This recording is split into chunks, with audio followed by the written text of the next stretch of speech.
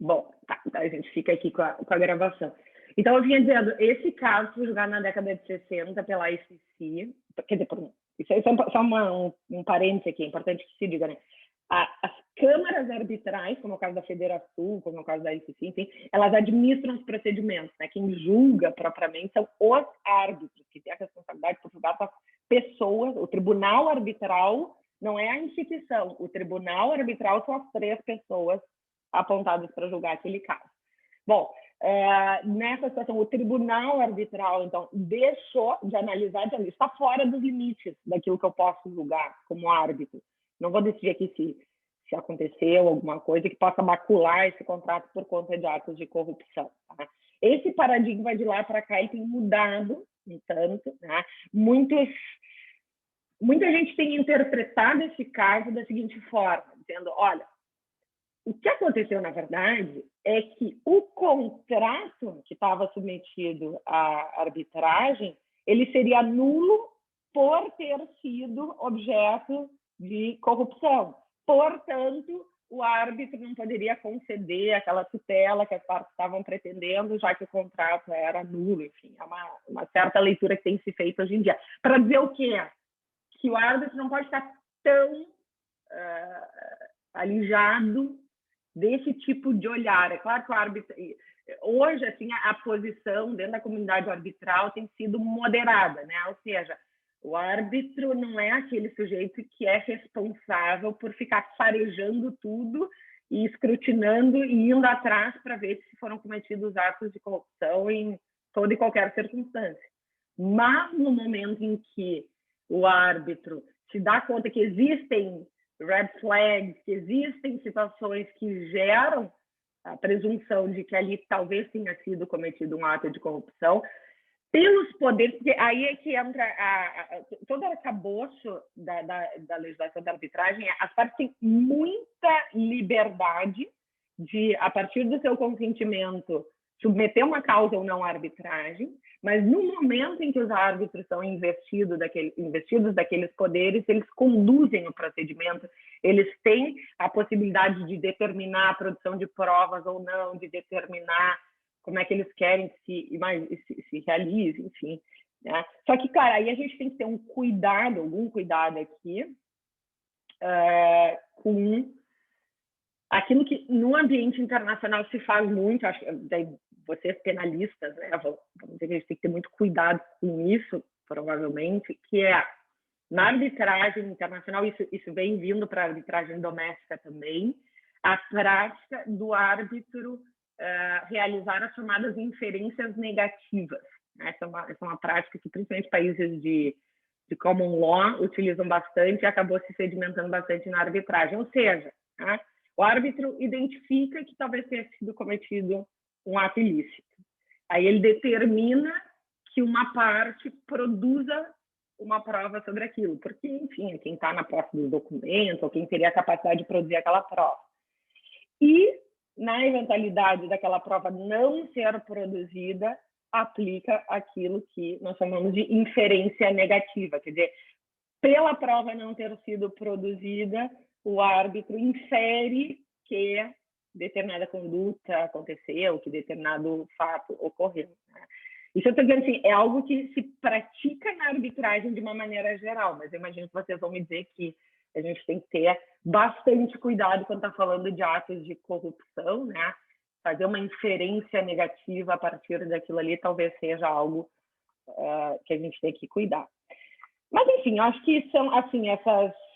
um último... Eu falei aqui de alguns efeitos. Então, só um último efeito que eu acho que a gente tem que cuidar também é quando a gente tem o árbitro decidindo mediante corrupção. Pode acontecer também. Né? Aliás, isso eu escuto bastante. Quando eu começo a falar em arbitragem, eu digo, é uma justiça privada, é uma justiça que não é estatal. O pessoal, isso aí vai dar corrupção. Isso aí vai... Né? Vai acontecer lá, as pessoas vão decidir, enfim, são pessoas tão comprometidas, por exemplo, como um juiz soldado e tal, que poderia ter algum tipo de problema. Tá? Bom, a gente tem primeiro um remédio que é na própria lei, o artigo 32 da lei de arbitragem, lá no inciso 6º, ele diz que a sentença proferida mediante corrupção, ela é nula, ela é passível, né, ser anulada. Claro, tem que ingressar com uma ação para que seja aprovado.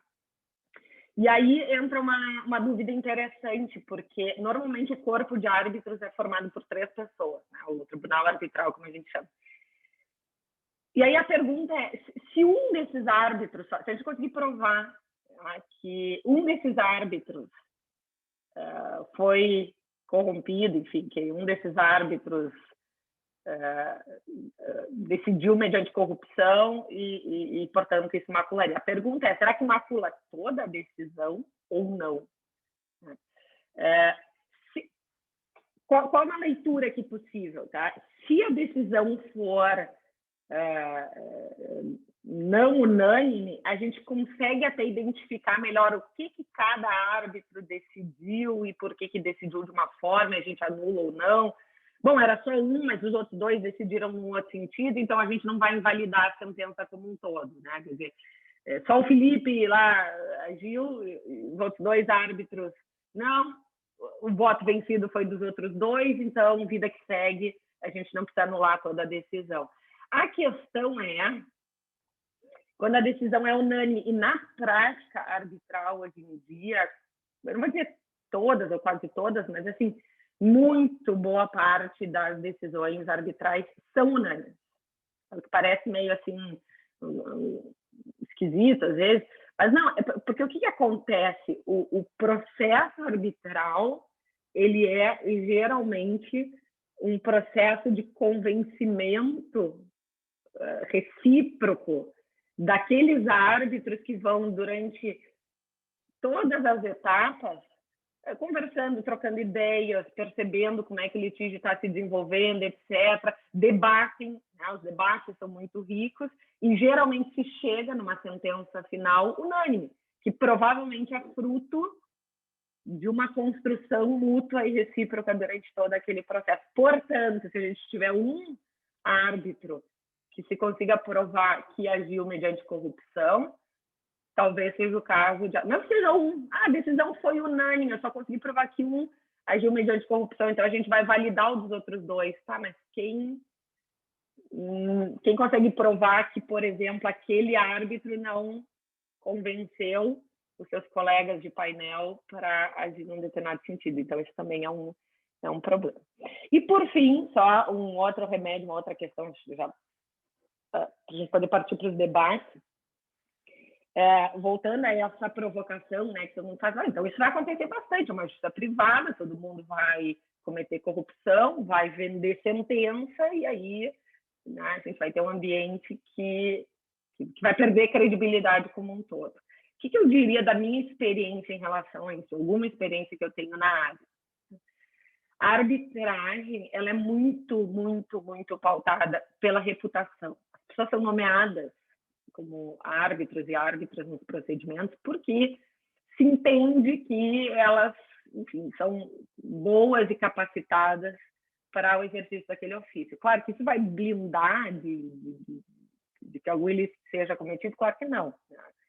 Mas eu diria, talvez, certamente, é muito mais fácil afastar um árbitro do exercício daquele ofício, porque não é alguém de carreira, ele não é alguém que tem um assento garantido e que vai sempre atuar naquela posição. O árbitro é alguém que só é nomeado pela confiança das partes, da comunidade arbitral e das pessoas que atuam naquele segmento. Portanto, eu entendo esse fator reputacional como um certo mecanismo para evitar, talvez, muito mais do que num ambiente do poder judiciário, onde, né, conseguir afastar um juiz do seu cargo seja mais difícil, dentro da comunidade arbitral e desse cenário isso talvez seja mais possível. Mas, enfim, são essas as minhas considerações iniciais, fico aberta aí para os questionamentos, agradecendo mais uma vez e me colocando à disposição aí sempre. Obrigado, Gabriela. Eu acredito que a opinião de todos aqui é semelhante à minha, a gente poderia te ouvir a manhã inteira, porque por 2 razões. Uma é por essa clareza e didática que tu tens ao tratar em temas complexos de uma forma tão acessível, e que é muito cara para todo mundo que advoga, né, pela necessidade de uma interdisciplinariedade prática mesmo, né, do que está acontecendo.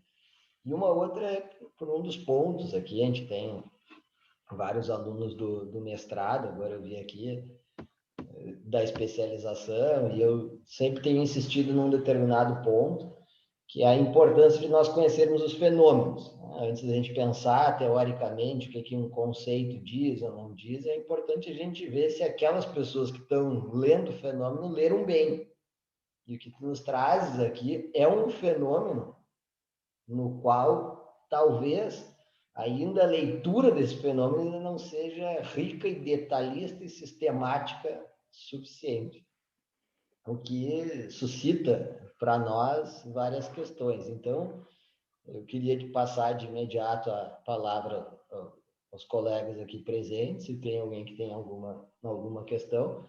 E eu já comecei a pensar algumas hipóteses em dois cenários que tu colocas, né? Um primeiro cenário é esse de o contrato que está sendo discutido, ou o direito patrimonial disponível que está sendo discutido, ele foi adquirido numa situação que pode ter alguma influência de corrupção, e uma outra não tem nada a ver originariamente, o objeto da discussão, com corrupção, mas a forma de se resolver é por meio da influência de corrupção.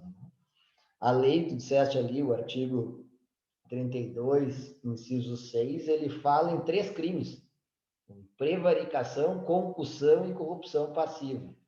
Não sei se era claro assim, para todos nós penalistas que eram nomeados crimes numa situação como essa. Mas eu vou deixar para fazer minhas perguntas depois e passar de imediato, então, a palavra para alguém que queira colocar alguma questão.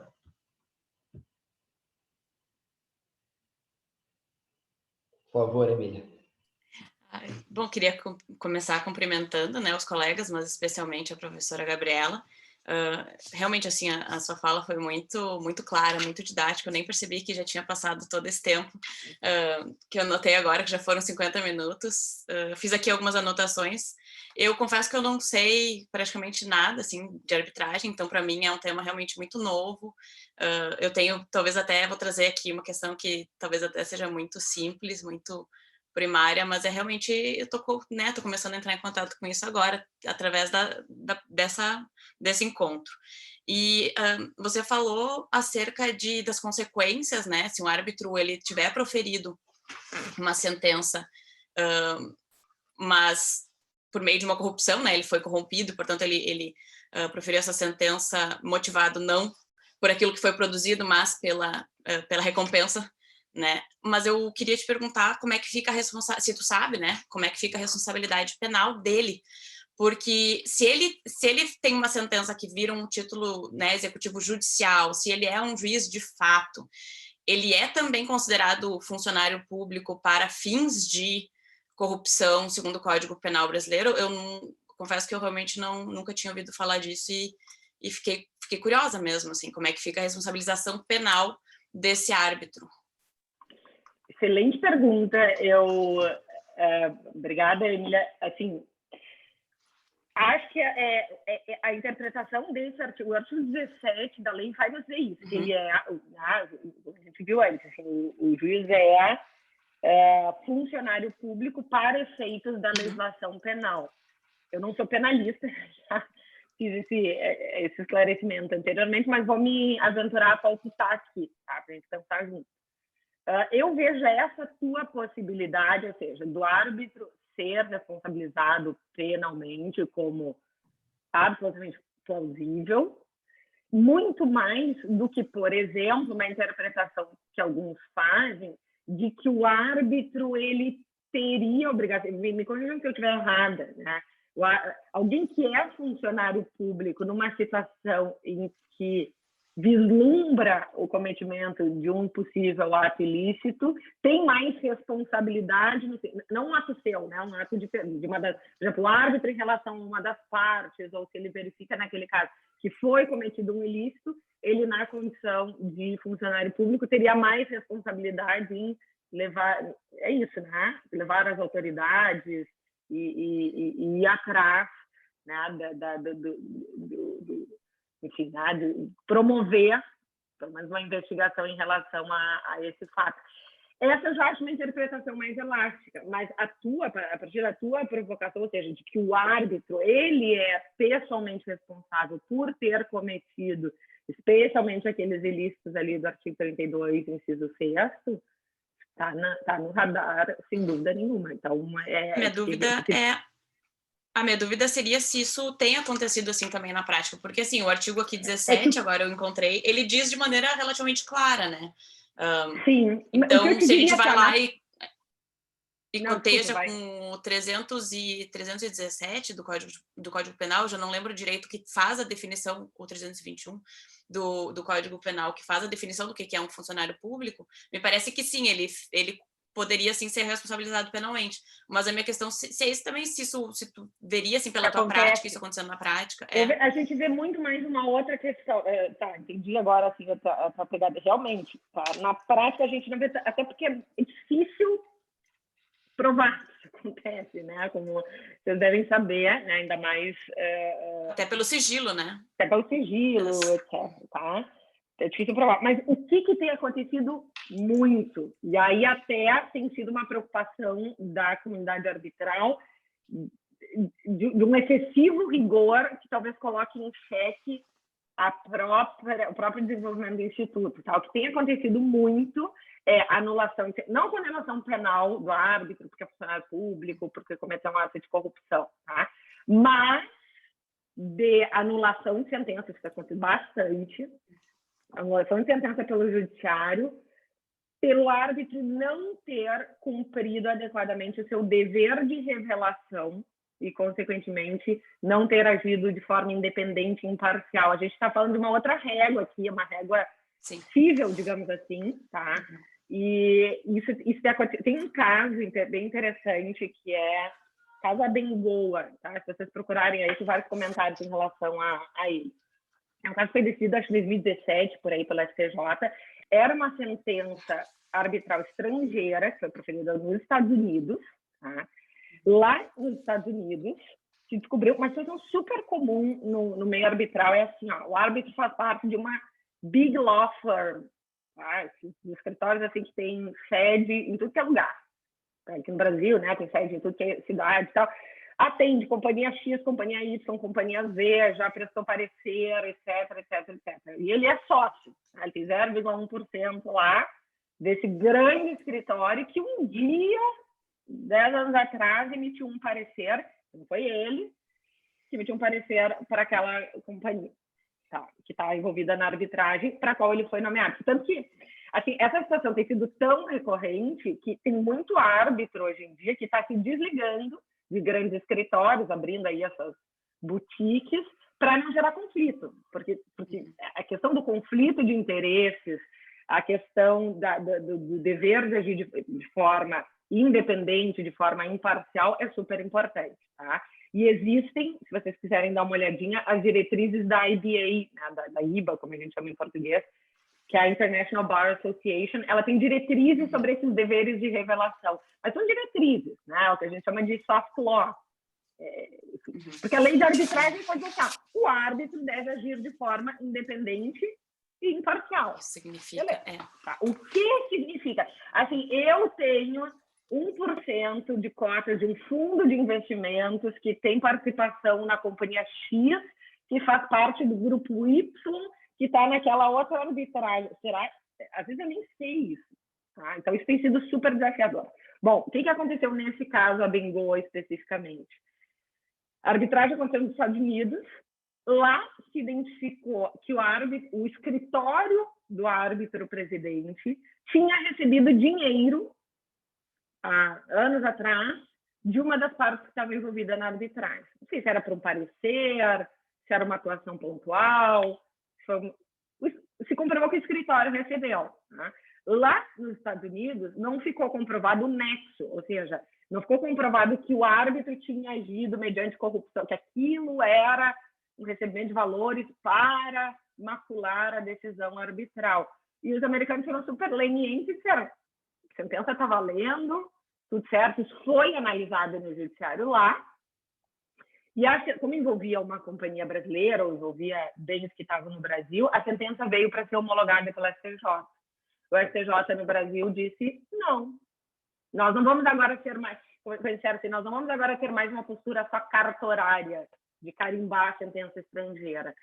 Nós achamos que essa é uma situação grave, que o árbitro não cumpriu o seu dever de revelação, que o árbitro não agiu de forma transparente. Eles não disseram, bem na linha da tua pergunta, tá? Eles não condenaram o árbitro porque acho que não tinha elementos suficientes para dizer que ali ele tinha cometido corrupção. Mas eles disseram, não, nós não vamos homologar, nós não vamos dar efeito para essa sentença no Brasil. Essa decisão ela é super discutida pelos arbitralistas, porque aí tem assim, eu talvez concordasse em gênero, número e grau, se toda a arbitragem tivesse sido desenvolvida no Brasil. A questão é, essa era uma sentença estrangeira. E a questão da nulidade por conta do recebimento desses valores já tinha sido decidida nos Estados Unidos. E aí, quando a gente vem para homologar no Brasil, claro que a STJ tem aquele filtro da ordem pública, né? Mas aí fica super pergunta no ar, será que aqui era questão de ordem pública mesmo? Ou, enfim, deixa para vocês. Mas, Emília, só para te responder, isso tem acontecido muito, tá? De anular, e assim, é um problema prático. Eu volto à provocação que o professor Marcelo fez. A gente também tem que olhar um pouco, claro que a gente tem que saber com rigor os institutos, os fenômenos, etc. Mas, assim, a gente tem que ver qual é o efeito prático disso. O efeito prático é uma arbitragem que custou milhões de dólares, que levou muito tempo para ser julgada, que foi validada lá na origem. E como o Brasil aderiu à Convenção de Nova York, o objetivo é, olha, nós países que ratificamos essa convenção, a gente está dizendo que a gente vai validar as sentenças uns dos outros, que a gente não vai escrutinar de novo para ver se o mérito está adequado, se não está, etc. Então, me parece que talvez tivesse sido o caso da STJ homologar essa decisão, né, que talvez não fosse uma questão de ordem. Porque, claro, se tivesse sido, se provou que o árbitro cometeu corrupção, bom, aí acho que é uma questão de ordem pública, sim. Agora, não. Lá, a big law firm do árbitro recebeu $5 mil, sei não me lembro quanto que era, acho que era mais, mas enfim, recebeu o dinheiro de uma das companhias há muito tempo atrás. E aí está deixando todos, hoje em dia, tá, quando a gente vai iniciar uma arbitragem, a gente assume a oportunidade, a gente tem que responder um questionário. E fica todo mundo na ponta da cadeira, né? Porque você conhece uma das partes, você tem alguma relação, aí muito tem se falado no próprio dever de diligência das partes trazerem a sua estrutura societária, quem é que está envolvido, quem é que são os controladores, que a coisa hoje em dia é tão imbricada que a companhia tal participa na outra, que participa na outra, e alguém vai estar lá decidindo uma arbitragem, e talvez eu tenha, nem saiba que eu tenho uma relação, né? Meu irmão trabalhou no escritório do fulano, que hoje em dia é controlador. Então, muita gente vai às vezes respondendo, não até onde eu sei, não... É que não é automático, né? Não é uma presunção que pode ser feita automaticamente dentro de uma estrutura tão complexa como uma big law firm, com árbitros que às vezes nem estavam presentes nessa, né, no momento em que foi recebido um benefício. Acho que é legal analisar, precisa ser analisado caso a caso, porque se a lei fala em necessidade de independência, imparcialidade, é necessário que isso afete a imparcialidade daquele árbitro, né? Então, se foi recebido num outro contexto, quais são as condições, né, que a gente pode presumir que existe ou não a imparcialidade? Quais são as condições que têm que estar presentes, né? Condições objetivas, por exemplo. E a lei o pagamento desse dinheiro. A lei não deu preenchimento semântico, a gente que faz. E, aliás, a própria lei diz que a arbitragem não submete ao Código de Processo Civil, então a gente não usaria nem os parâmetros do próprio CPC. Afastou ainda mais. Entram, inclusive, questões culturais. Tá? Por exemplo, no Brasil, o ambiente arbitral, você sabe também, vocês participam de congresso, imagina que entre vocês, tá? Participam de congresso, vão a eventos, às vezes comem churrasco juntos, se encontram, e daqui a pouco é uma relação altamente profissional. Né? Se eu nomear o Marcelo para ser árbitro, não significa... mas tem uma foto no Instagram juntos. Tá, mas isso não significa necessariamente que aquilo afete a independência, a imparcialidade. Por isso, tanto que assim, a própria lei diz que o árbitro tem o dever de revelação. E as partes podem, inclusive, aceitar e dizer assim, não, eu não vejo... eu já participei de... A gente está aqui hoje, tá? Aí, amanhã, eu nomeio a Emília para ser árbitra num caso. Já participei de um evento com a professora Gabriela, assim, na PUC e tal, mas eu entendo que isso não afeta a minha imparcialidade, a minha independência. A gente é amigas no Instagram, tá, ok. Mas isso aqui é muito cultural, porque no Brasil a gente olha com certos olhos. Vai pegar na Alemanha, vai pegar em outros países, assim, a independência tem que ser absolutamente...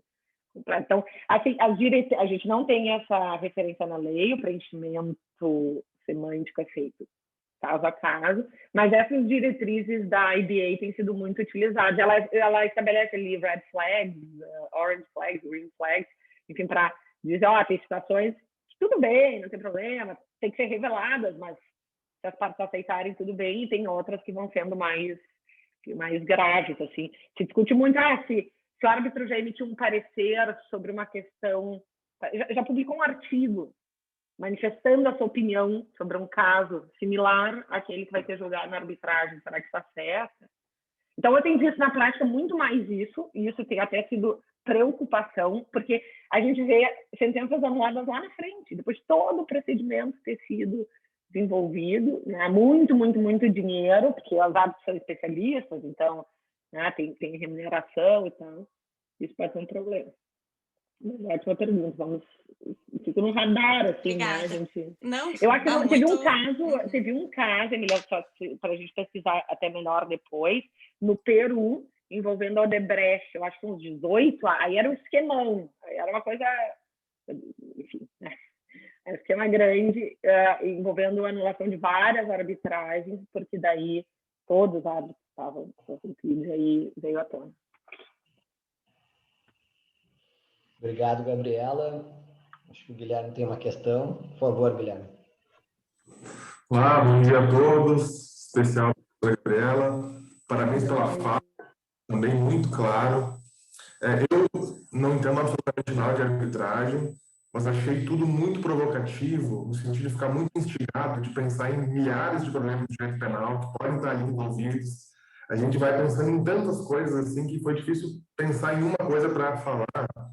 E a minha pergunta é mais ou menos compartilhando um pensamento que eu tive enquanto você levantava umas questões na sua fala.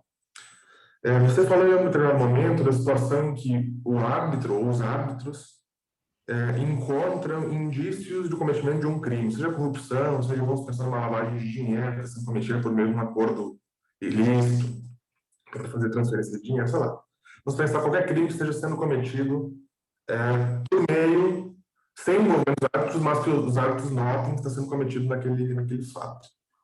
E uma das perguntas foi, bom, se nós temos todo esse movimento de investigação e combate à corrupção, podem os árbitros investigar mais sobre isso? Têm competência, nós transferindo para os termos penalistas, né? Eles têm competência para julgar essa matéria?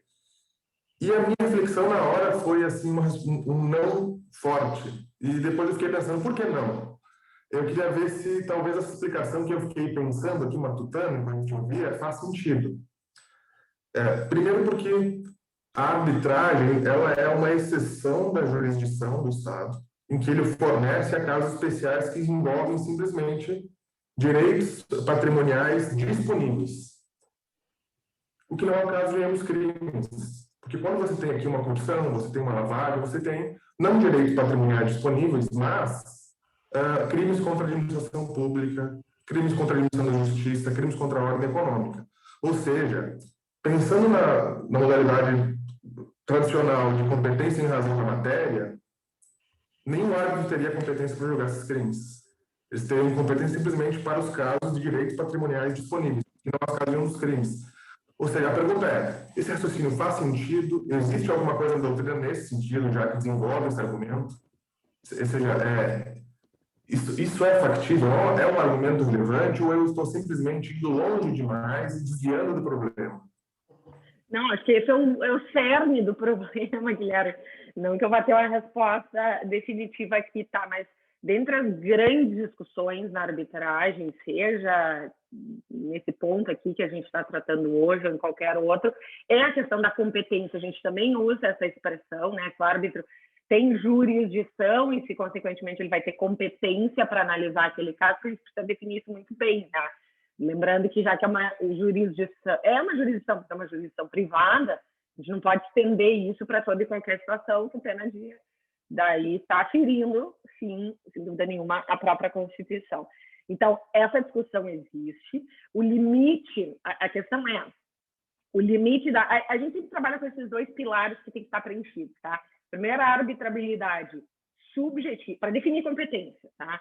Primeiro, a arbitrabilidade subjetiva, ou seja, só aquelas partes, aqueles sujeitos que concordaram com a instituição da arbitragem vão poder estar submetidos.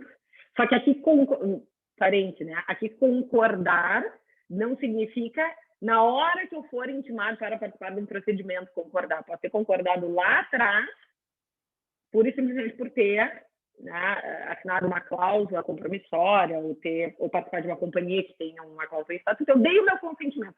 Depois que eu dei, ele é um caminho sem volta, tá? Por isso que eu digo, a arbitragem é realmente uma ferramenta que a gente precisa saber usar. Porque às vezes a gente assina um contrato que tem lá a cláusula de arbitragem e não se dá conta. Tá dando consentimento. Bom, então, subjetivamente, o árbitro só vai ter competência em relação àqueles que se submeterem à sua jurisdição. Mas essa pergunta é mais na linha da arbitrabilidade objetiva, né? Que tipo de matérias, o que pode ser objeto da arbitragem. Aí, de fato, assim, pela Lei 9307, o árbitro ele só pode decidir em relação àquelas matérias que lhe sejam submetidas, né? Mas aí eu acho, Guilherme, que talvez a gente só vá conseguir responder em definitivo essa pergunta olhando o caso e identificando qual é o contrato, quais são as circunstâncias, porque também as partes, uma vez sendo delimitado, né, que aquele contrato de empreitada vai ser objeto de análise pelos árbitros, será que essas questões adjacentes também não podem fazer parte? Acho que pode estar dentro desse limite de arbitrabilidade objetiva. O que eu só queria adicionar aqui, que acho que é interessante nesse processo todo, é que tem um princípio da arbitragem que é consagrado no Brasil e no ambiente internacional, que é chamado princípio da competence, originalmente na expressão em alemão e que depois, enfim, né, se usa muito no inglês e no próprio português, o princípio da competência. O que quer dizer isso? Toda essa discussão que está trazendo, que é o cerne, é o início de todo o procedimento arbitral, de todas não, mas a boa parte das grandes teses sobre a arbitragem pode arbitragem com a administração pública, pode arbitragem decidir isso, pode decidir aquilo, são decisões em relação à competência do juiz arbitral. Tá?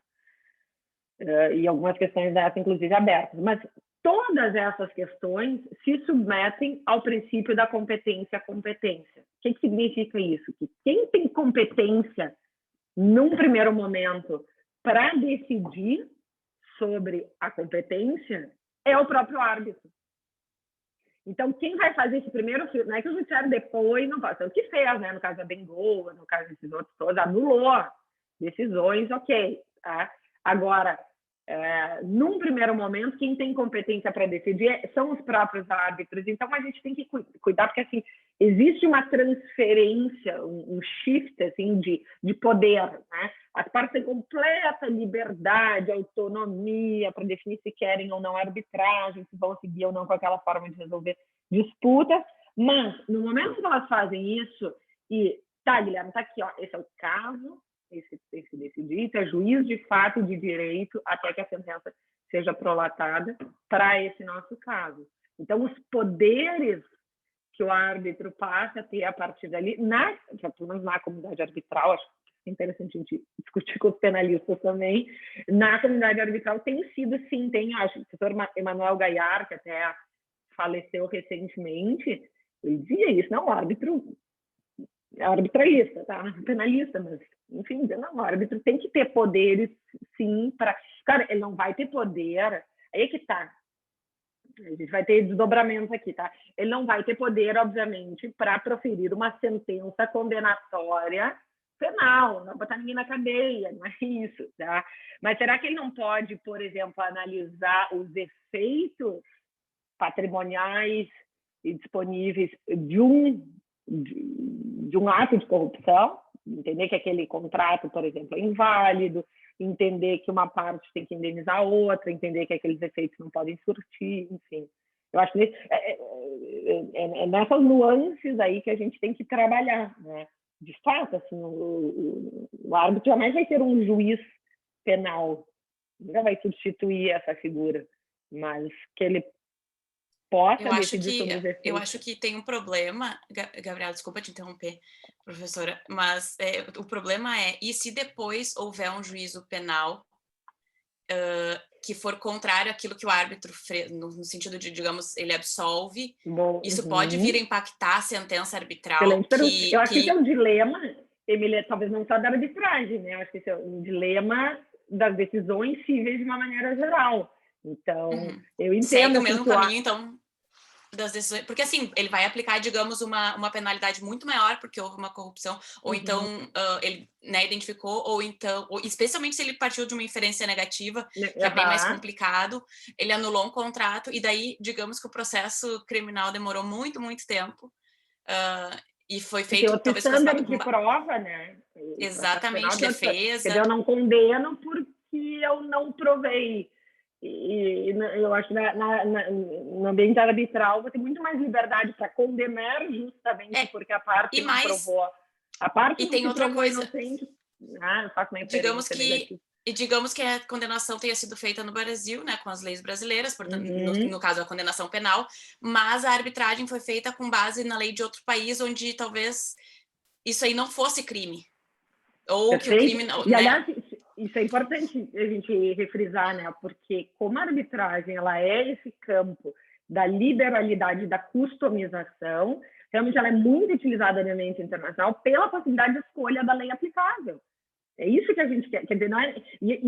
Veja, assim, a gente pode ter uma arbitragem em Londres aplicando a lei brasileira. A gente pode ter uma arbitragem em Nova York aplicando a lei suíça, enfim, isso tudo é possível, porque a gente está tratando de direitos patrimoniais e disponíveis. Então, eu não vejo, Emília, assim, uma natural e necessária correspondência de consequências aqui, porque eu acho que os estándares são diferentes, a análise é diferente. Claro que, assim... E, aliás, tem uma outra discussão, assim, dentro da própria esfera civil, tá? No geral, dentro do ambiente arbitral, se entende, claro, que não está vinculado a precedente, porque isso já é uma treta que a gente tem com os processualistas também, né? Porque no mesmo processo civil, né? Hoje, processo civil se fala muito em precedentes, na necessidade de uma certa uniformização. E o professor Carlos Alberto Carmona, a gente teve a oportunidade de fazer um evento com ele lá na CAF, na Federação, e ele, assim, é um dos autores da lei de arbitragem no Brasil, e ele é incisível. Ele diz que quem escolhe o ambiente arbitral, escolhe porque quer um tipo de análise, um tipo de ótica, um tipo de consequência para aqueles efeitos específicos. Então, eu não vejo com maior problema, por exemplo, a gente ter uma certa discrepância. A gente quer harmonização, coerência, né? O árbitro, se ele vai seguir, por exemplo, um precedente, ou se ele vai seguir algo que já foi decidido pelo judiciário, talvez ele faça isso por uma questão de racionalidade, de coerência, mas não porque ele é obrigado, né? Porque assim, a gente está criando um ambiente para poder definir. A própria lei de arbitragem diz que não só a gente pode escolher a lei aplicável, como a gente pode não escolher lei nenhuma e dizer que o árbitro vai decidir por equidade. Isso aqui é uma companhia chinesa, com uma holandesa, com uma outra, não sei o que. Vamos dizer o seguinte, decide por equidade, analisa o contrato, não precisa fundamentar em nenhum ordenamento jurídico e dá a decisão aí para dizer quem é que está certo e quem está errado. Então, eu não vejo maior problema. Assim. Obrigado, Gabriela. Obrigado, Guilherme. Eu acho que o professor Felipe Miranda tem uma questão a colocar. O nosso horário já vai fluir com uma velocidade que a gente nem percebe.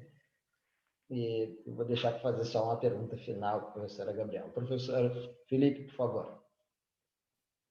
Professor Marcelo, obrigado pela oportunidade. Professora Gabriela, prazer conhecê-la, né, e pela brilhante exposição.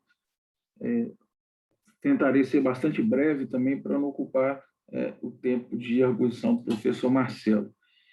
Também sou um pouco leigo, né, um pouco, vou dizer, absolutamente leigo na arbitragem, mas algumas falas me impactaram bastante, e aí eu gostaria de ouvi-la sobre esses aspectos.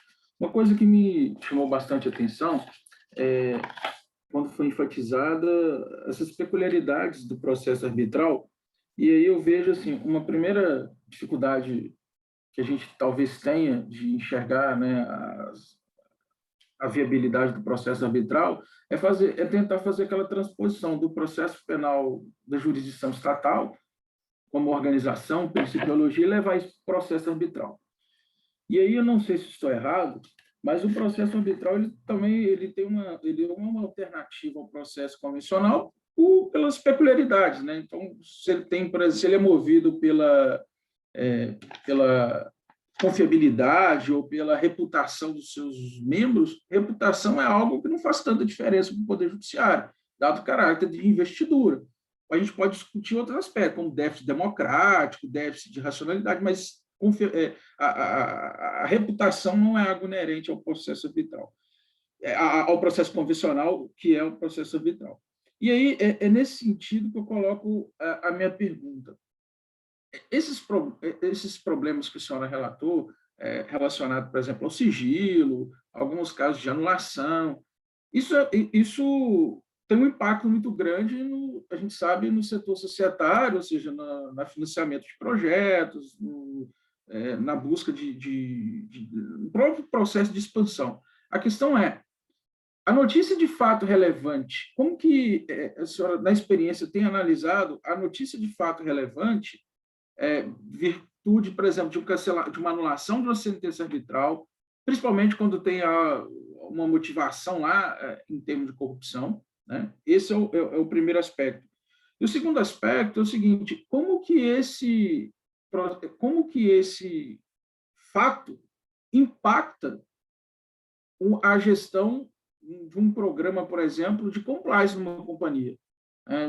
Até que ponto um compliance officer ele se envolve no processo arbitral? E é uma curiosidade, porque eu não tenho absoluto contato nenhum com esse aspecto, e isso me chamou a atenção, evidentemente, pensando futuramente no processo penal, né? Mas bem antecedente essa relação, como que ela se estabelece dentro de uma companhia, né? A notícia de fato relevante do cancelamento e a relação com a gestão do programa de compliance. Eu acho que essas são as duas colocações, e, mais uma vez, parabéns pela brilhante exposição. Obrigada, professor Felipe. Esse é um dos temas mais quentes do momento aí em relação à transparência e arbitragem envolvendo companhias abertas.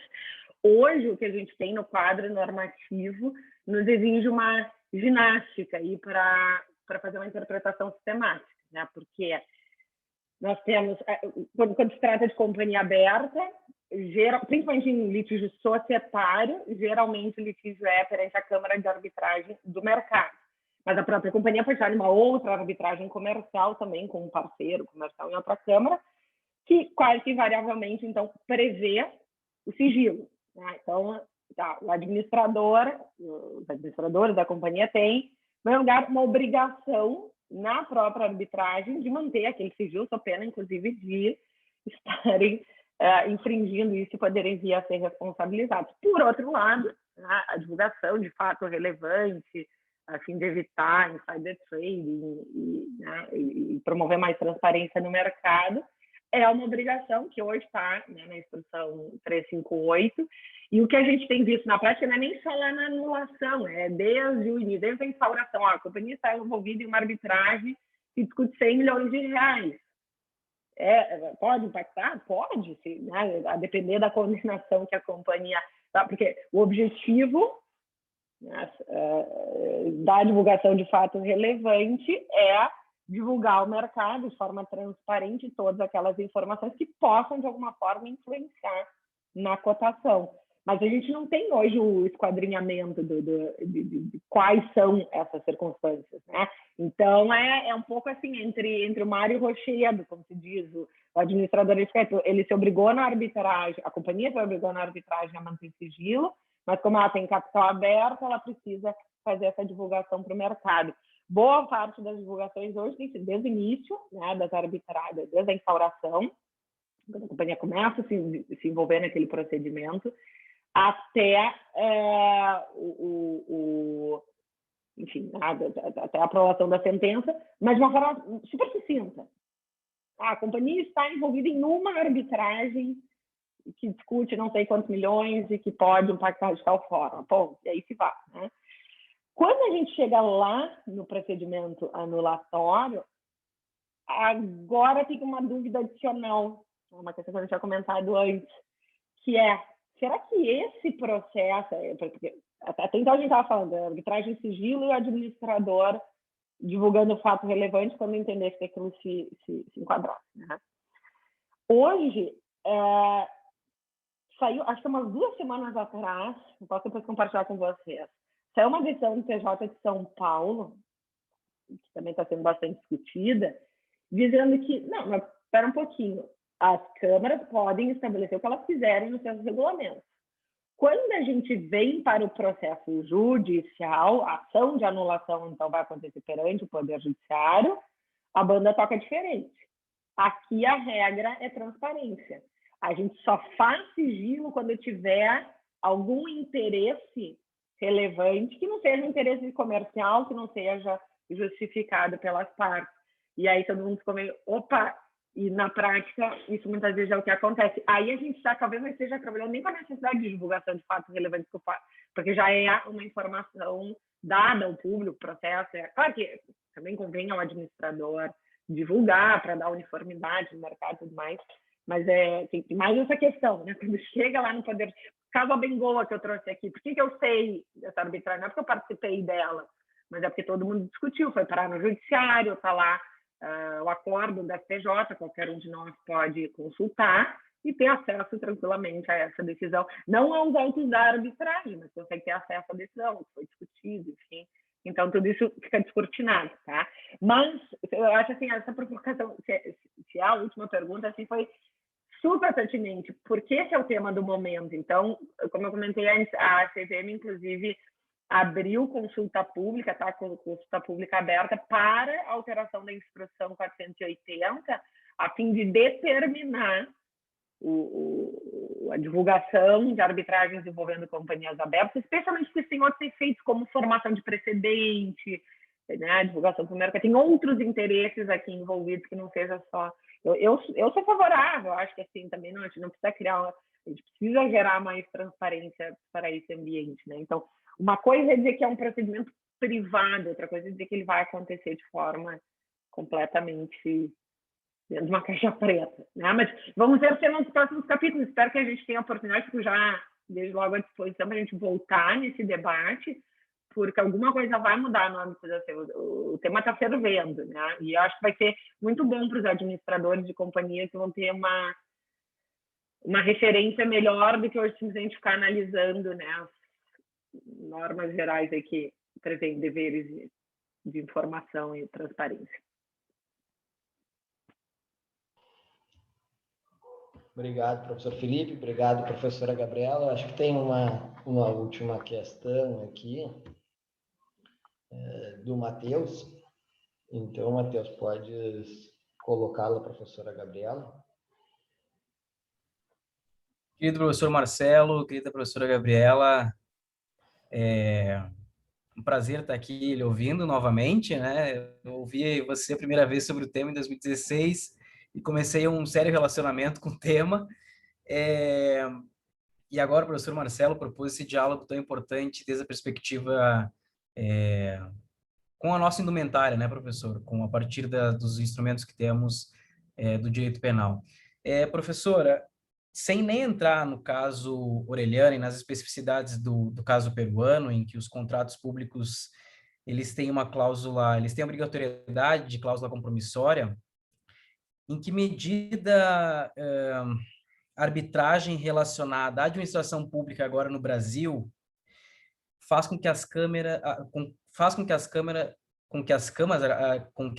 arbitrais, as arbitragens institucionais tenham que pensar mecanismos concretos de compliance, professor? Então, você me bota numa saia justa, né, Matheus? Porque, assim, a gente fala em compliance, conformidade de uma maneira geral, para além do criminal compliance, a gente está falando em LGPD, vários, acho que existe todo esse movimento, né, no mercado como um todo, exige de todas as organizações a questão do compliance. Então, assim, o que eu posso te devolver é só que, de fato,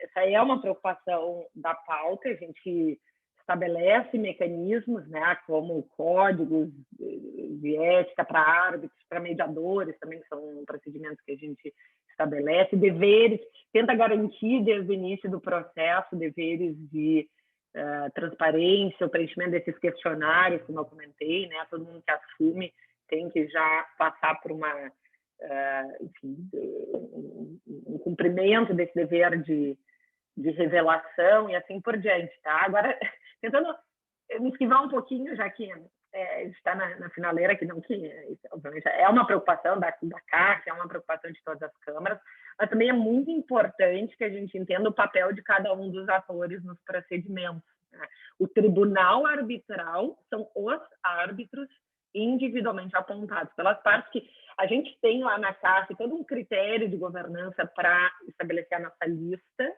Inclusive, nós temos um conselho superior, nós criamos na diretoria da Câmara um conselho superior que tem poder de veto sobre as nossas decisões para, por exemplo, estabelecer lista de árbitros, e a gente tem critérios, né, como critérios de formação, de experiência, etc. Mas muitas vezes aparece lá na CAF partes querendo nomear árbitros que estão fora dessa nossa lista, e claro que a gente faz uma análise, está no regulamento que essa decisão é feita pela presidência, então a gente analisa lá para ver se é admissível ou não que aquela pessoa atue como árbitro, e dali para frente, quem assume a condução do processo é o tribunal arbitral. O que a Câmara faz, mal comparando aqui com o judiciário, é um serviço cartorário. Ela cuida dos documentos, ela cuida da intimação das partes, da realização dos atos, viabiliza meios, né, por exemplo, agora na pandemia, meios eletrônicos, etc., tudo o que se precisa para aquele procedimento ser conduzido. Agora, como efetivamente ele vai ser conduzido, cabe aos árbitros. Então, eu vejo até muito mais, porque às vezes aparece essa preocupação, né? Como é que a Câmara da Federação vai garantir que um árbitro não receba propina de uma das partes?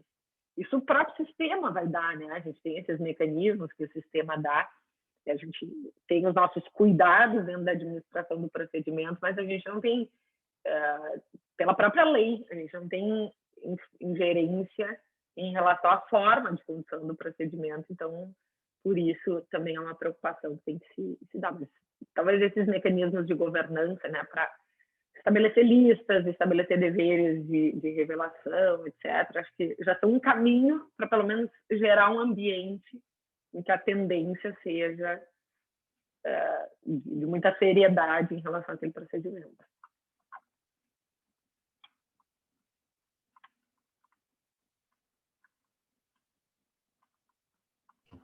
Obrigado, professora. Obrigado, professor Marcelo. Obrigado, Matheus. Obrigado, professora Gabriela. Já foram colocadas várias questões aqui. Eu queria agradecer a presença de todos e de todas. Agradecer aos mestrandos que tiveram aqui, Luiz Felipe, Lucas, que trabalham com compliance, o Leandro, eu vi também, os especializandos, Carlos Otaviano, Luciano. E talvez para encerrar, e já motivando um novo encontro, Gabriela, tentar esclarecer aqui, tentar estabelecer um caminho, talvez, para esclarecer uma das questões que foram colocadas, é uma pergunta para a professora que estudou contratos e direito constitucional. Então, é uma pergunta bem sobre a horizontalidade dos direitos fundamentais na forma que se entende no Brasil. Bom, quando a gente pensa alguns conflitos na prática, tem que tentar pensar o fenômeno, né? Então, eu pensando aqui, me veio o seguinte caso, Gabriela. O contrato ele é fruto da corrupção porque o gerente de vendas, diretor de vendas, realizou aquela situação por meio da corrupção. Só que foi percebido que era assim, essa pessoa foi desligada da empresa e a empresa depois não quer, de certa forma, cumprir aquele contrato porque imagina que não foi benéfico para ela. E essa discussão vem ao juízo arbitral. Então, pressupor que colaboradores e empresa têm sempre uma unidade de interesses não é algo que a gente vê na prática, né? E, portanto, essa discussão pode ser levantada aqui. Numa situação como essa, né, nós temos princípios já desde o direito romano que poderiam limitar a lide, né? Narra mihi factum, dabutivius, não sei, tanto devolutum quanto appellatum, para pensar em um tribunal. Então, tem uma limitação que já se consolidou em termos clássicos da lei. Mas também tem essa, que é de uma certa transcendentalidade, horizontalidade de direitos fundamentais, que vem a matéria de ordem pública. Então, se existe um vício originário, talvez, num contrato como esse, no Brasil, né? Seria de se pensar, no Brasil, será que o árbitro está submetido por fazer as vezes de juiz, de fato e de direito? E se os particulares, quando contratam, eles estão obrigados a respeitar os direitos fundamentais, o árbitro não estaria? Gente, provocação, professor Marcelo. Eu acho que a gente tem que só ter um cuidado, talvez, que alguns autores levantam, né, especialmente nesse contexto da arbitragem, onde a gente vê grandes contratos sendo discutidos, né, de obras, etc., que é muito comum esse tipo de alegação vir à tona, mas vir à tona num determinado momento em que trazer essa exceção, quer dizer, trazer essa alegação para o descumprimento do próprio contrato é uma carta na manga, digamos assim, que a gente tem que cuidar para também não incentivar, né? Quer dizer, aquela exceção de corrupção, agora que não me interessa mais, eu, companhia, vou buscar alegar, né? Eu volto talvez um pouquinho para a discussão que a gente teve ali a partir da pergunta do Guilherme, né? Eu entendo que existe sim uma potencial arbitrabilidade, sabe? Vai poder, principalmente em relação a esses efeitos, quando a gente está falando dos efeitos patrimoniais, do cumprimento ou descumprimento do contrato, da validade ou não daquele contrato, enfim, né? E aí a gente está tentando agora entrar um pouco assim, em termos de jurisdição, de preliminar, eu acho que é possível sim que o árbitro ataque essas questões, né, que venha que está dentro da esfera daquilo que poderia ser competência. Claro que é analisado o caso concreto, analisada a cláusula contratual, o que foi submetido, os pedidos que foram formulados pela parte, enfim. Mas eu já digo que isso eu já li, né, de outros autores essa referência, né, de que é muito conveniente talvez trazer uma exceção de corrupção na frente, porque ela acaba sendo conveniente. Acho que aqui a gente pode trabalhar, agora entrando no mérito, né, da discussão, a gente pode trabalhar com algumas abordagens possíveis. A primeira que me ocorre aqui, pensando como civilista, né, como alguém tem uma base, estudei, como o professor Marcelo comentou, com o nosso saudoso professor Ricardo Baroni no mestrado, participava dos grupos de estudo, de pesquisa dele, enfim, e a gente dava muito essas questões ligadas à esfera civil, e assim, de pronto, uma abordagem para essa questão, que é uma questão tão complexa, é o próprio princípio da boa-fé, né? O venire contra factum próprio. A gente tem que pensar aqui que eu entendo, e eu tendo a concordar, que a gente não tem um alinhamento de interesses entre todos os agentes dentro de uma organização, mas existe a boa e velha teoria da aparência, né? Aquela ideia de que a própria noção